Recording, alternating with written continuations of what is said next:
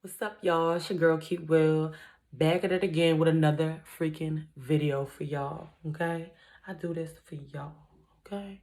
But, today I'm gonna tell y'all a little story, so y'all can get to know me better, and really feel where I'm coming from when I say things, when I do things, and really just understand me as a whole. So, I'm gonna just get right into the story. Um, I remember it was May 13th, 2009, and this was the very, very first time that my mom had to work a late shift. Normally, she works from 7 a.m. to like 3 or 4 p.m. This particular day, she worked from 7 a.m. to like 11 p.m. straight. And my stepdad was watching my sister and I that night. And, it was a regular night. We were playing with dolls and playing a little hair salon and, doing what girls do. And my stepdad was just in the living room watching a game. Like I said, it was a normal freaking day / night. So, when you playing and stuff, you work up an appetite. And so I got hungry. So I go to the kitchen and I get a snack. And I noticed that from the time I walk out of my room to the kitchen and back, because, I have to go through the living room to get to the kitchen. So by the time I walk from my room to the kitchen and back to my room, I noticed that my stepdad is just like staring at me, like hawking me down, like staring at me like he's never stared at me before. So, I didn't really like pay attention to it at first, but like it was so weird. It was just weird. Like he's never done that before. I'm trying to think, like, he was looking at me like he was a lion and I was his prey. That's exactly how he was looking at me. And like I said, I didn't like, I mean, of course I thought it was like a little strange, but like I didn't think that much of it. So I went about my business and went back to my room and was playing with my sister. Next thing you know, like a couple minutes go by and I'm literally just chilling, playing with my sister. And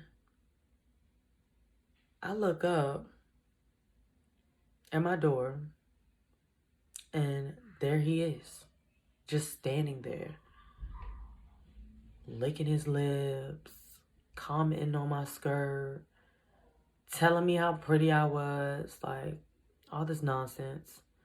And now I'm really thinking to myself, like, something ain't right. Like he don't act like this. He definitely has never licked his lips at me or told me that I was pretty and all this shit, like his behavior was just not normal at all. And, but I'm 14. So I don't know. I know that something isn't right, but I'm not knowing what's going on. I don't know what's going on. I'm like very lost. And I just want him to go back in the living room at this point and watch the game and leave me the hell alone. So I just remember him telling me that he had to talk to me about something. And he needed me to come in my mom's room. And, as a child, I'm like, okay, like I have to go. Like I have to do what this adult is telling me to do or I know I'll get in trouble. So I go to my mom's room and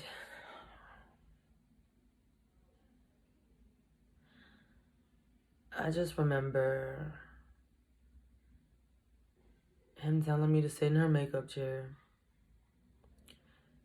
And he started putting makeup on me. So, as he's putting makeup on me, he starts touching me. And, like, really touching me. And he's touching my boobs. He's rubbing in between my thighs. Really filling up on me.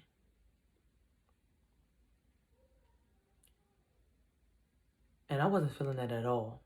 Like, I had never been touched before in my life. And I just, remember my mom always telling me and my sister that no one should touch you in your private parts.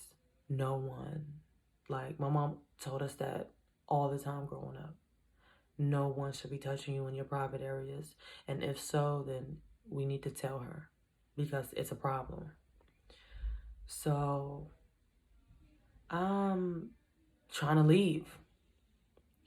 And as I'm trying to leave, he just like sits me back down like forcefully. And he's just telling me to relax. Like,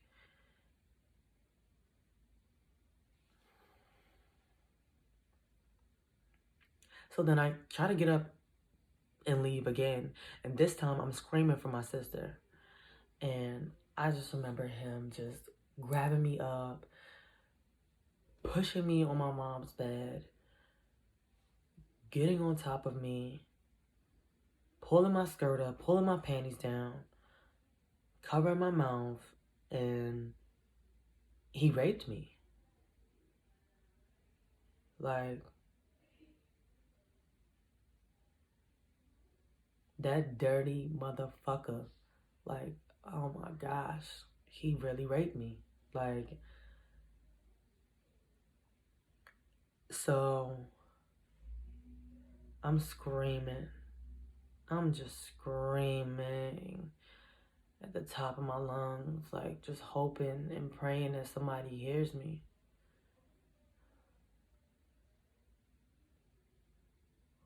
But nobody heard me.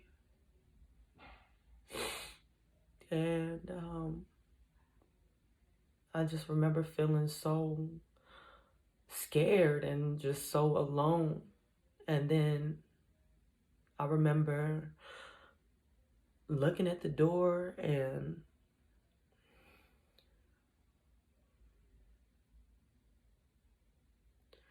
my sister was just standing there just crying. Just crying and watching. And I don't know. Like, I don't know what to do. You know, at that point, what can I do? I literally have like a 200-pound man on me and in me. And I just remember him yelling at her, go back in the room, go back in the room. And she ran, you know? And I just remember when he was finished, him telling me that if I even thought about telling my mom, that he was going to do the same exact thing to her. And that he was also going to kill her right in front of me. And I just remember going to my room and just bawling my fucking eyes out. And my sister was just holding me. She held me all night.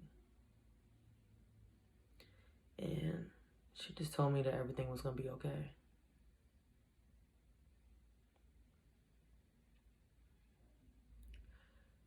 So about like 3 in the morning, I went to the hall closet and I knew that my mom had a gun in there. She didn't know, but I seen her put the gun in the hall closet before. And I went in that closet. I got that gun. He was asleep in the living room. Everyone was asleep. It was 3 in the morning. And I knew everyone would be asleep. Like,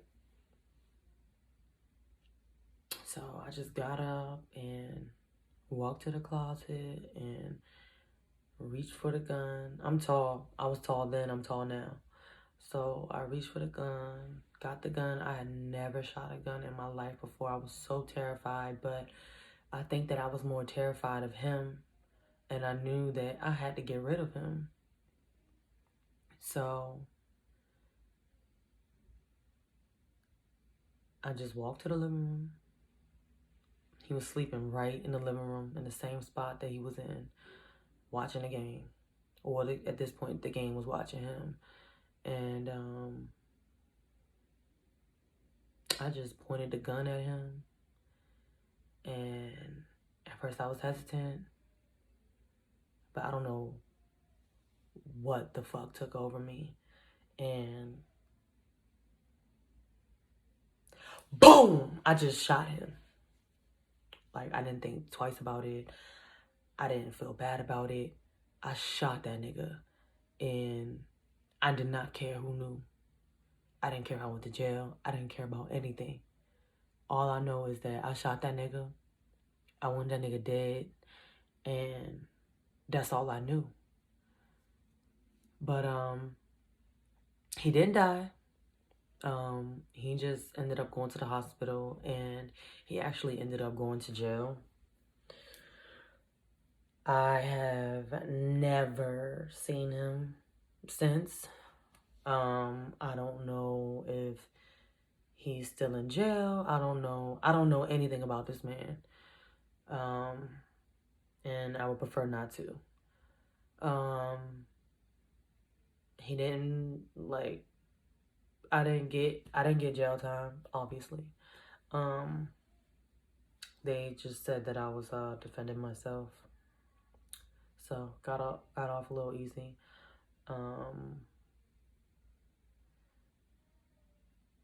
And yeah, that's pretty much what happened, in a nutshell. This is the first time that I'm speaking about it publicly. Only my family members know about it. But I just thought that, since I've started this YouTube channel, why not just be open and honest with the people? Because I know that there are people that do really go through this, like, on a daily basis, or they know someone that goes through this.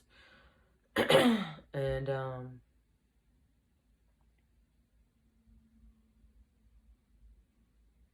yeah, so that's my story time.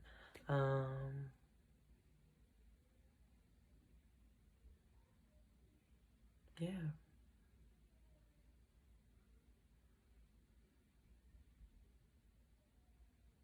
And scene.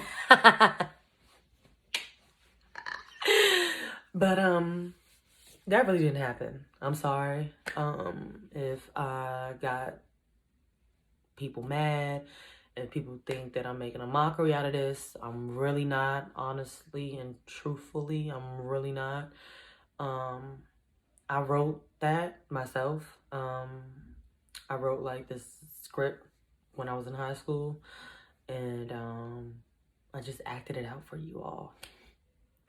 So it was a story, but it just wasn't my real story. So none of that happened. My stepdad did not rape me. I did not shoot nobody. Nobody went to jail. None of that really happened. It was all made up. I made it all up. And I just decided to act it out, to see if I could do it. But no, seriously though, I really did do research on this, a little bit of research. And if you do know anyone that is experiencing sexual harassment, molestation, any of those things, you can go to rainn.org. It's RAINN.org, and they have a phone number, they have a video, they have people for you to contact, so that you can talk about the things that you're going through, or they have coaching available. They have everything that you need. They have to feel comfortable. If you need someone to trust, or just someone to talk to, that website is really good. So again, that website is rainn.org. It's RAINN.org, and they have literally everything that you need. It's a national sexual harassment hotline. So check that out if needed. And again, I'm sorry if I got anyone upset. It was literally just story time. I was just telling a story. But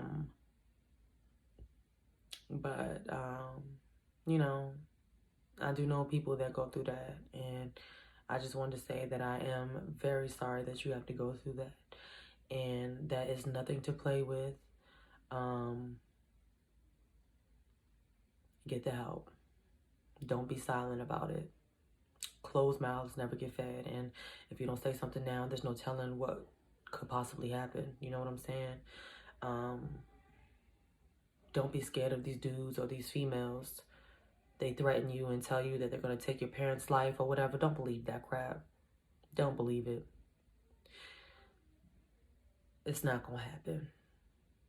Just make sure that you're vocal about it, and that you let everyone know if you may be experiencing any of these things, because it is very serious, and no one, no woman, no man should have to go through any of this ever in their life. Thankfully, I've never been through any of this. I thank God on a daily basis. My sisters haven't. I thank God. But this was for entertainment and informational purposes. So I'm gonna see y'all in the next video.